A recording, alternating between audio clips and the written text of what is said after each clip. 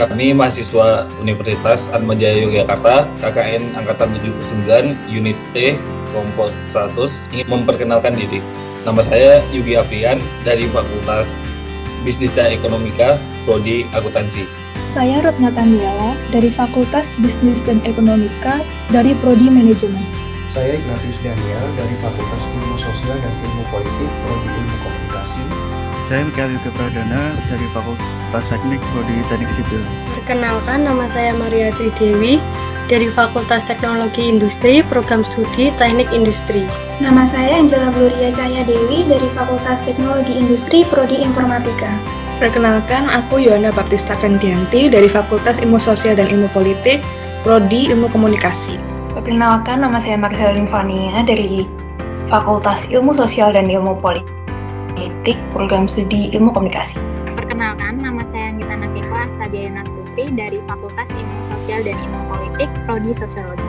Perkenalkan, nama saya Cornelis Alexis Imamora dari Fakultas Teknologi Industri, Program Studi Sistem Informasi.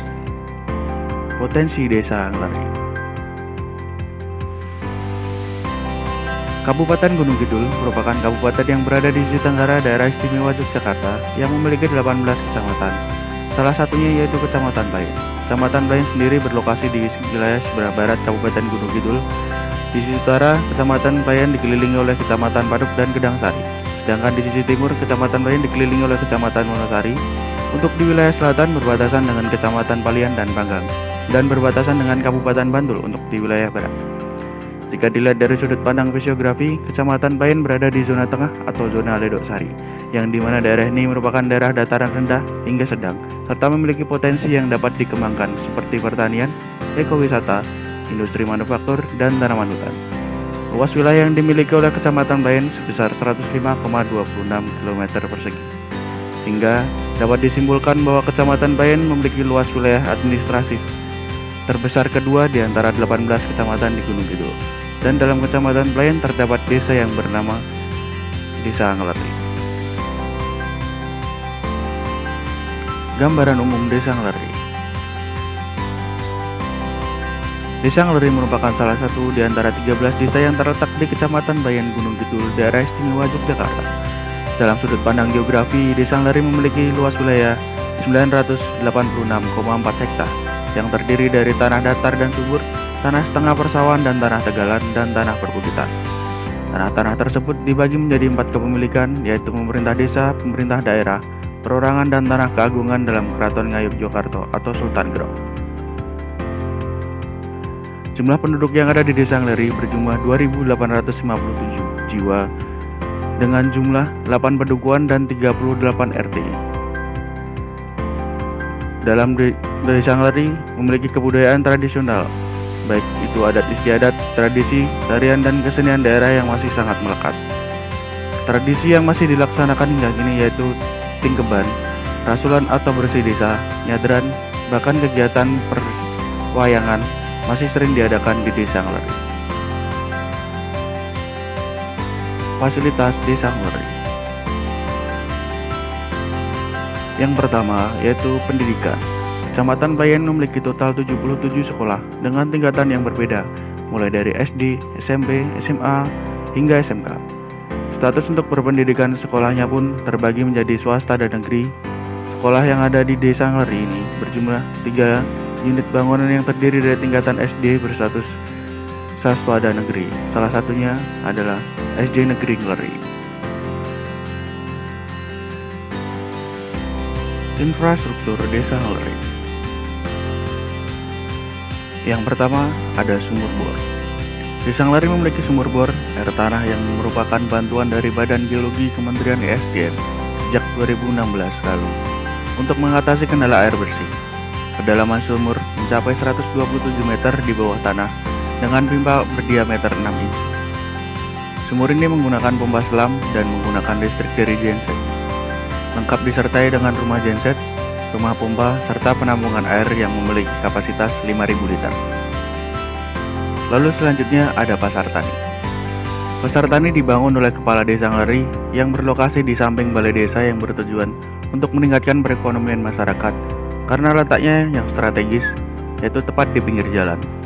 sehingga kegiatan jual dan beli penduduk desa dipindahkan ke pasar tani karena kondisi di pasar yang lama kurang strategis. Pasar tani menyediakan fasilitas sebanyak 11 kios dan 30 los bagi para pedagang desa. Pemerintahan Kalurahan Leri. Desa Leri memiliki balai desa yang terletak di Jalan Gading Getas, kilometer 4, Leri, Payan, Gunung Kidul. Balai desa ini merupakan salah satu infrastruktur yang penting bagi Desa Leri, karena segala kegiatan yang berkaitan dengan desa, seperti penerimaan bantuan, pembekalan masyarakat, hingga penyuluhan masyarakat Desa Leri dilaksanakan di balai desa. Lalu selanjutnya adalah pertanian. Dinas Pertanian dan Pangan Kabupaten Gunung Kidul mengadakan program jagung dan memberikan bantuan benih jagung hibrida kepada kelompok tani atau Poktan Agra, Dusun Leri Lor, Desa Leri, Kecamatan Payen. Poktan Agra diperbolehkan untuk mengelola 50 hektar hutan kemasyarakatan dan 10 hektar digunakan untuk mengembangkan benih jagung hibrida, sehingga kini dapat meningkatkan pendapatan penduduk desa, dan sebagian kecil lahan juga dimanfaatkan untuk pertanian kacang. Lalu untuk mata pencarian masyarakat Desa Leri, pemerintah Dinas Pertanian dan Pangan Kabupaten Gunung Kidul menyediakan lahan hutan kemasyarakatan seluas 600 hektar yang terletak di Bulak Jati, Ranggah, Leri Lor, Leri Payan, Gunung Kidul. Seperti yang sudah dijelaskan sebelumnya, banyak 50 hektar lahan hutan kemasyarakatan telah dikelola oleh anggota Poktan Agra sebagai swadaya, dan 10 hektar diantaranya telah digunakan untuk menanam jagung hibrida yang diberikan oleh pemerintah sebagai bentuk bantuan guna meningkatkan kesejahteraan penduduk. Selain jagung, tumbuhan kacang juga banyak ditemukan di Desa Leri. Hasil panen kacang banyak ditemukan dan dijemur oleh para petani supaya kacang dapat diolah dan selanjutnya untuk dijual. Tumbuhan kacang juga banyak ditemukan ditanam di sela-sela lahan bersama dengan tumbuhan jagung. Lalu selanjutnya ada lokasi wisata yang bernama Bukit Cempluk Kesamben. Bukit Cempluk Kesamben merupakan destinasi wisata baru yang terletak di Desa Leri, Layan, Gunung Kidul. Tempat wisata ini dikelola dan dikembangkan oleh para pemuda masyarakat Desa Leri. Bukit Cempluk Kesamben terletak di atas bukit dan menyediakan panorama hutan Wanagama disertai dengan sungai Oya yang berkelok. Wisatawan yang datang dapat menikmati matahari terbit dan terbenam, ditemani dengan pemandangan lainnya yaitu perbukitan. Walaupun masih tergolong baru, Bukit Cempluk Kesamben sudah menarik hati banyak wisatawan. Mereka datang untuk berfoto selfie sambil menikmati pemandangan yang ada saat ini. Berikut kami sertakan video yang ada dari Bukit Cempluk Kesamben dan keindahan panoramanya.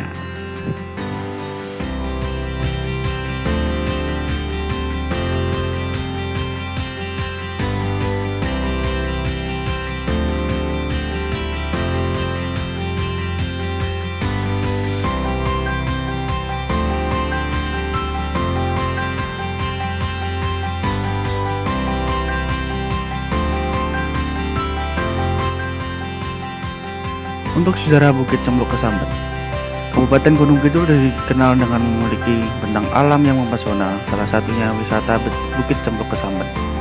Seiring berjalannya waktu yang semakin modern dan banyak objek wisata yang baru, masyarakat setempat berinovasi membuka tempat wisata baru, seperti yang dilakukan oleh para pemuda Desa Leri ini. Di Kecamatan Payen, kelompok ini beranggotakan para pemuda desa yang merintis objek wisata di Padukuhan Leri Lor bernama Bukit Cempluk Kesamben. Objek wisata ini berwujud sebuah bukit. Dari atas bukit, para pengunjung dapat melihat hamparan ladang dan indahnya sungai Oya dari kejauhan. Dahulu lokasi ini hanyalah hutan pohon sambi yang biasa disebut kesamben. Istilah cempluk sendiri berarti bukit atau gunung kecil bagi masyarakat setempat, sehingga dinamakan Cempluk Kesamben. Untuk fasilitas Bukit Cempluk Kesamben, wisata Bukit Cempluk Kesamben ini merupakan wisata alam pegunungan yang memiliki pemandangan yang bagus. Pengunjung bisa berfoto-foto di lokasi Bukit Cempluk Kesamben ini dengan background pegunungan yang hijau dan sungai Oya. Bukit Cempluk Kesamben juga sudah disediakan lokasi camping yang cukup luas dan sudah ada yang menyediakan jasa sewa tenda dengan fasilitas yang cukup lengkap. Selain itu, Bukit Cempluk Kesamben menyediakan lahan parkir dan kendaraan roda 2 dengan area yang cukup luas juga. Untuk memasuki area Bukit Cempluk Kesamben ini tidak dipungut biaya masuk. Untuk saat ini hanya memberikan donasi secara sukarela di kotak sumbangan yang sudah tertera di depan pintu masuk Bukit Cempluk Kesamben. Wisata ini juga menyediakan outbound, tapi harus melakukan reservasi terlebih dahulu untuk menentukan jumlah peserta dan jumlah permainan yang akan dimainkan. Untuk fasilitas lainnya di Bukit Cempluk Kesamben ini sudah memiliki kamar mandi dan WC yang cukup terawat.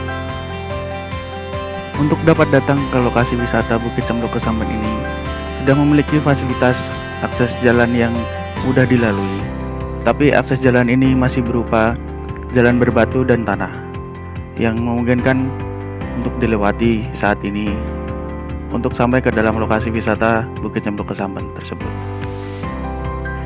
Untuk solusi yang dapat kami utarakan mengenai lokasi wisata Bukit Cempluk Kesamben ini adalah membangun fasilitas jalan atau akses masuk ke dalam wisata Bukit Cempluk Kesamben ini lebih bagus lagi sehingga dapat menarik perhatian masyarakat luar untuk datang ke lokasi wisata Bukit Cempluk Kesamben. Berikut ini adalah daftar pustaka yang dari kelompok kami pergunakan untuk dapat menyusun semua laporan dari KKN 79 ini. Demikian yang dapat kami sampaikan dalam video potensi desa hari ini. Kami dari kelompok 100 Unit T KKN 79 Universitas Atmajaya, Yogyakarta. Semoga ini dapat bermanfaat bagi kita semua. Sekian dan terima kasih.